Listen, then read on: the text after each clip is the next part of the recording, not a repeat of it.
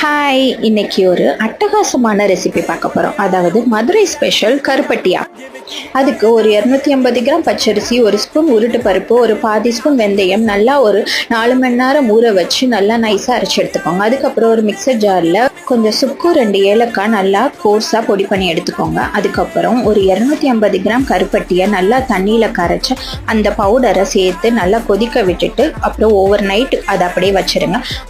அப்புறம் காலையில் அந்த புளிச்ச மாவு கூட அந்த பாகை நல்லா வடிகட்டி சேர்த்துக்கோங்க. மாவு கொஞ்சம் நம்ம நார்மலாக தோசை சுடுற மாவு பதத்தை விட கொஞ்சம் தண்ணியாக இருக்கணும். அப்போ தான் நல்லா இந்த மாதிரி தோசை கல்லில் சுட வரும். அதுக்கப்புறம் கொஞ்சம் மூடி போட்டு ஒரு 5 செகண்ட் வேக வச்சுட்டு வெண்ணெய் இல்லைன்னா நெய் அப்ளை பண்ணிவிட்டு ஒரு 3 to 4 செகண்ட்ஸ் மூடி போட்டு நல்லா குக் பண்ணி எடுத்துக்கோங்க. நீங்கள் ரொம்ப மாவை புளிக்க வச்சிட்டிங்கன்னா இந்த மாதிரி ஈஸியாக எடுக்க வராது. ஸோ மாவை நல்லா ரொம்ப நேரம் புளிக்க வைக்காதீங்க. அவ்வளோதாங்க. இதை நீங்கள் பிரேக்ஃபாஸ்ட்டாக செஞ்சு சாப்பிட்டிங்கன்னா ரொம்ப ஃபில்லிங்காக இருக்கும்.